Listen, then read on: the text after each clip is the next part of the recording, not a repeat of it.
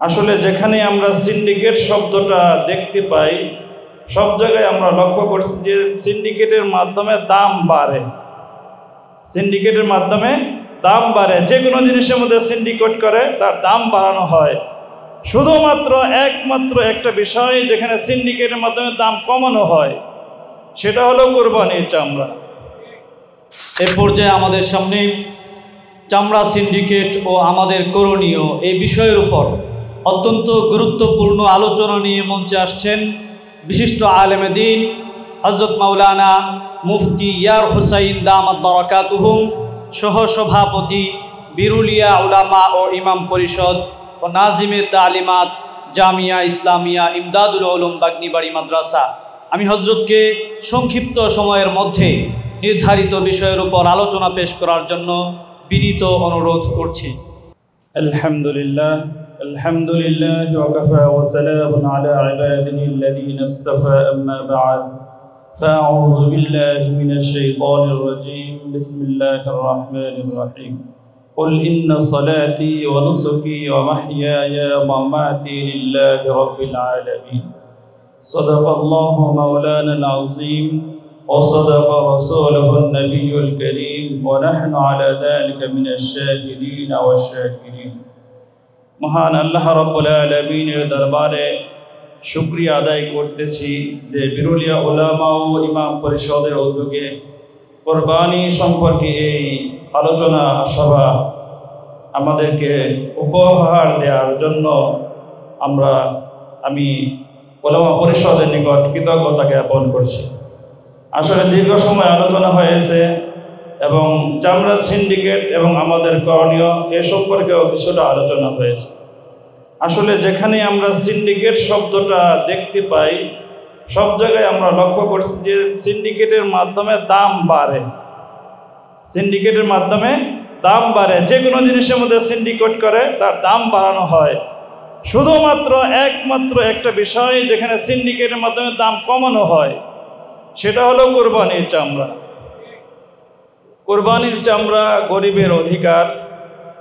গরিব মুসলমান এবং বিশেষ করে মাদ্রাসার এতিম অসহায় ছাত্রদের জন্য এই কোরবানির চামড়াকে মানুষ তাদের পরকালের নাজাতের উসিলা বানানোর জন্য এই চামড়াটা মাদ্রাসায় দিয়ে থাকে এবং এই বিক্রয় লব্ধ টাকা গরিব মুসলমানদেরকে দিয়ে থাকে। এটা মুসলমানদের একটা ইবাদতের অন্তর্ভুক্ত। কিন্তু দুঃখের বিষয়, পরিতাপের বিষয়, আমরা কয়েক বছর যাবৎ লক্ষ্য করতেছি মুসলমানদের এই অধিকার, যেখানে আমরা যখন ছোট ছিলাম, আমরা যখন মাদ্রাসায় চামড়া কালেকশন করতাম আরো 15-20 বছর আগে, তখন এক একটা চামড়ার দাম ছিল 3000, 3500, এরকম করে একটা চামড়ার দাম ছিল। কিন্তু এই 20 বছর পরে এসে আমরা লক্ষ্য করলাম এখন চামড়ার দাম 500-600 টাকার মধ্যে চলে এসেছে। এটা ঢাকার অবস্থা। ঢাকার বাহিরে তো অবস্থা আরো গুরুতর। সেখানে চামড়া উত্তোলন করবার মাদ্রাসায় আনার পরে চামড়া কি করবে, মাদ্রাসায় মুহতামিম সাহেবরা পেরেশান হয়ে যায়। লক্ষ্য করলাম অনেকগুলো মাদ্রাসায় যেগুলো কোনো ব্যবস্থা করতে না পেরে তার দুর্গন্ধ থেকে বাঁচানোর জন্য গর্ত করে মাটির মধ্যে পুঁতে ফেলেছে। অনেক মাদ্রাসা আছে যেগুলো এই চামড়া গরিবের হককে নদীর মধ্যে ফেলে দিয়েছে। আমরা নিজেরাও যখন একদিন রাত্রিবেলা চামড়া আসছে, ওইটা আমরা টেনে নিতে দিতে পারি নাই। এই চামড়া কি করব, কাউকে এই চামড়া বিক্রি করার কোনো উপায় থাকে না। আমরা বিরুলিয়া ব্রিজের উপর এনে ফেলে দিয়েছি, নিজ খরচে নিজের টাকা দিয়ে রিক্সা ভাড়া দিয়ে এনে বিরুলিয়া ব্রিজের উপরে এনে আমরা ফেলে দিয়েছি।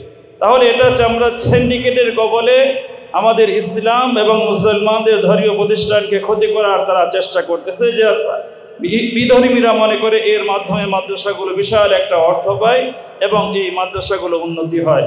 কিন্তু তারা এটা বুঝে না যে এই কওমি মাদ্রাসার সামনে নির্ভরশীল নয়, বরং স্বয়ং আল্লাহ রাব্বুল আলামিনের উপর ভরসা করেই এই কওমি মাদ্রাসাগুলো পরিচালিত হয়ে আসছে।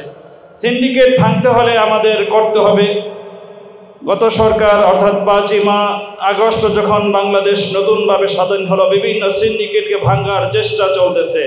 এখন উলামায়ে কেরামের কর্তব্য হলো যারা চামড়াকে নিয়ে সিন্ডিকেট করে, গরিবের অধিকারকে নিয়ে ছিনিমিনি খেলে আমরা এই সিন্ডিকেটকে ভেঙে আবার নতুন করে চামড়ার দাম বাড়ানোর জন্য যা কিছু করণীয় আমাদেরকে সেগুলোই করতে হবে। তার মধ্যে আমাদের 1 নম্বর করণীয় বিষয় হলো, আমাদের সরকারের পক্ষ থেকে একটা ঘোষণা এসেছে যে কওমি মাদ্রাসা এবং এতিমখানাগুলোতে সরকারিভাবে বিনামূল্যে লবণ প্রদান করা হবে, যাতে করে কওমি মাদ্রাসার ছাত্ররা এই চামড়াগুলো লবণ দিয়ে রেখে দিতে পারে। যতক্ষণ পর্যন্ত বিক্রি না হবে ততক্ষণ পর্যন্ত চামড়া নিজেদের আয়ত্তেই রাখতে হবে। কারণ চামড়ার দাম বহির্বিশ্বে অনেক বেশি। একটা জুতা কিনতে যান কত টাকা মূল্য আসে, একটা চামড়ার ব্যাগ কিনতে যান কত টাকা লাগে, সব কিছুর দাম বাড়ছে, কিন্তু মূল কাঁচা চামড়াটার দাম কেন কমিয়ে দেওয়া হলো? এজন্য আমাদের প্রথম কাজ হলো, যদি আমরা ভালো মূল্যে বিক্রি করতে না পারি তাহলে আমরা এই চামড়াগুলোকে নিজেরা লবণজাত করে রেখে দেব। আর দ্বিতীয়ত, সাভারের উলামায়ে কেরামের অধীনে একটা গ্রিন লেদার কোম্পানি বাংলাদেশ উলামায়ে কেরামের তত্ত্বাবধানে প্রতিষ্ঠা করা হয়েছে। এটার একমাত্র মাকসাদ হলো উলামায়ে কেরাম এবং মাদ্রাসার দিকে লক্ষ্য করে যে তাদের চামড়াগুলো যাতে নষ্ট না হয়, যেন গরিবরা তাদের হক যথাযথভাবে আদায় করতে পারে।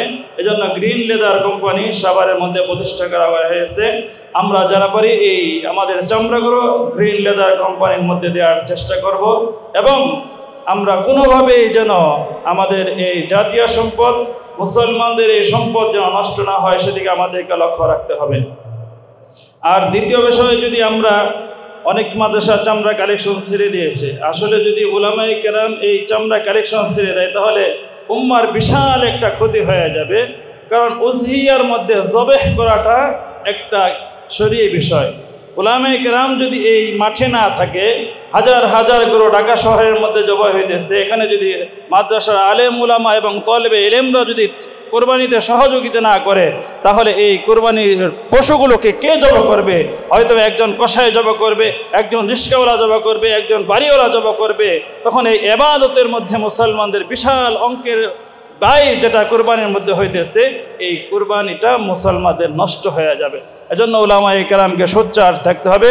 নিজের অধিকার প্রতিষ্ঠা করার জন্য সিন্ডিকেট ভেঙে নতুন প্রজন্মের তরুণ যুবকরা যদি এগিয়ে আসে, উলামায়ে কেরাম যদি এগিয়ে আসে, ইনশাআল্লাহ এই সিন্ডিকেট ভাঙা সম্ভব হবে। আল্লাহ রাব্বুল আলামিন আমাদের সকলকে তৌফিক দান করুন। আমিন ওয়া আখিরু দাওয়ানা আলহামদুলিল্লাহি রাব্বিল আলামিন।